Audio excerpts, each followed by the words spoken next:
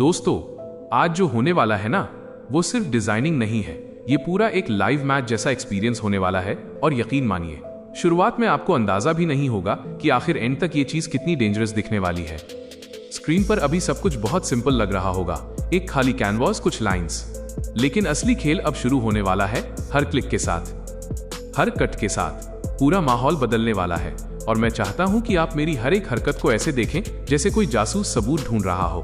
सबसे पहले मैं थोड़ा स्ट्रक्चर सेट कर रहा हूं, क्योंकि बिना कंट्रोल के कोई भी डिजाइन ज्यादा देर तक स्टेबल नहीं रहता। अब देखिए, मैं यहाँ F4 का उपयोग कर रहा हूँ ताकि मेरा पूरा वर्कस्पेस मेरी आंखों के सामने फिट हो जाए। और दोस्तों, यही वो जगह है जहाँ बिगिनर्स और प्रोफेशनल्स में फर्क दिखता है। अब धीरे धीरे चीजें कनेक्ट होनी शुरू हो रही हैं।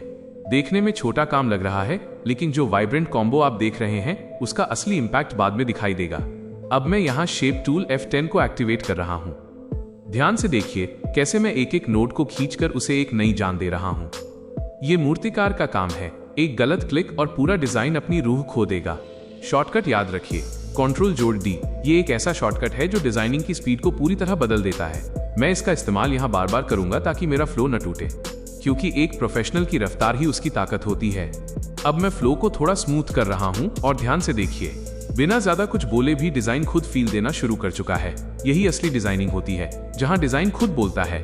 अब यहाँ थोड़ी डिटेलिंग ऐड हो रही है, और ऑनेस्टली यही डिटेलिंग बाद में सबसे ज्यादा अटेंशन खींचती है। बहुत लोग जल्दी फिनिश करना चाहते हैं, लेकिन प्रोफेशनल रिजल्ट हमेशा पेशेंस मांगता है। अभी तो हमने सिर्फ एक परत खोली है, अभी पूरी किताब बाकी है। अब मैं थोड़ा शेप को रिफाइन कर रहा हूँ। F10 की मदद से मैं उन कर्व्स को परफेक्ट बना रहा हूँ जो इस जर्सी को स्पोर्टी लुक देंगे। अगर आपको कर्व्स और एजेज पर कंट्रोल चाहिए, तो ये शॉर्टकट आपकी डिजाइनिंग को नेक्स्ट लेवल पर ले जाएगा। अब धीरे धीरे पूरा लुक एग्रेसिव फील देने लगा है, और अभी तो सिर्फ आधा काम हुआ है। अभी तो रंगों की वो गहराइयां जोड़नी बाकी हैं जो इसे प्रीमियम बनाएंगी। अब मैं कुछ एलिमेंट्स को डुप्लीकेट कर रहा हूँ। शॉर्टकट फिर से Ctrl+D। और दोस्तों, डिजाइनिंग में स्पीड बहुत जरूरी है, क्योंकि जितना फ्लो बना रहेगा उतना क्रिएटिविटी नेचुरली निकलती जाएगी।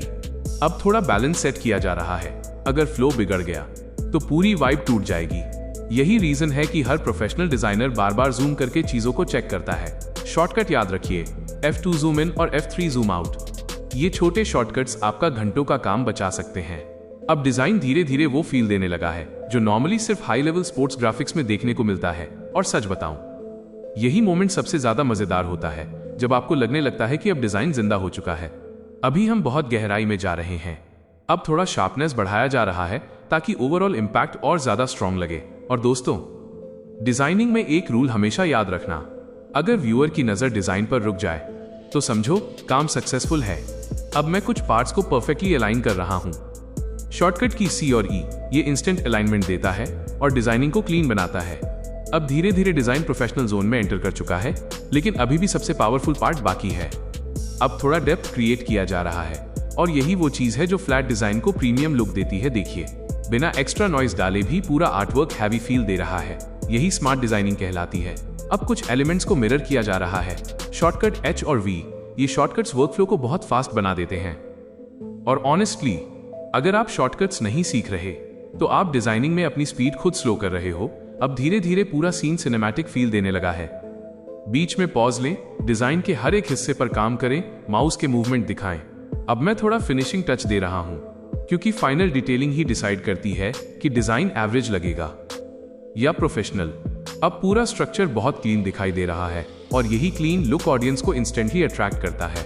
अब मैं फाइनल एडजस्टमेंट्स कर रहा हूं, छोटी छोटी चीजें, लेकिन इंपैक्ट बहुत बड़ा।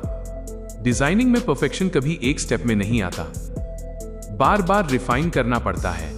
अब ओवरऑल लुक को थोड़ा डिस्टेंस से चेक करते हैं, और वाओ, अब पूरा डिजाइन बिल्कुल गेम रेडी फील दे रहा है। यही वो ट्रांसफॉर्मेशन था जिसका सस्पेंस शुरुआत से बिल्ड हो रहा था। और दोस्तों, यही वजह है कि डिजाइनिंग सिर्फ सॉफ्टवेयर चलाना नहीं है, ये इमेजिनेशन को रियलिटी में बदलने का प्रोसेस है। यहां से आगे आप और अधिक विस्तार में टूल्स के बारे में बात करें, जैसे कोरल के अलग अलग मेनू, कलर पैलेट का चयन, आउटलाइन की थिकनेस आदि। अभी तो हमें इसके हर एक कॉर्नर को और भी पॉलिश करना है। देखिए कैसे मैं यहाँ शैडो इफेक्ट्स और हाइलाइट्स के साथ खेल रहा हूँ। एक प्रोफेशनल डिजाइनर कभी भी परफेक्ट पर आकर नहीं रुकता, वो हमेशा उससे भी बेहतर की तलाश में रहता है। अब लास्ट फिनिशिंग चल रही है, और ऑनेस्टली यही वो मोमेंट होता है जहां डिजाइनर खुद अपने काम को देखकर सेटिस्फाइड फील करता है। शॉर्टकट याद रखिए, F4, पूरा वर्कस्पेस इंस्टेंटली फिट हो जाएगा। अब फाइनल प्रीव्यू सामने है और सच बताऊं, स्क्रीन पर जितना डेंजरस लग रहा है, रियल प्रिंट में उससे भी ज्यादा किलर लगेगा।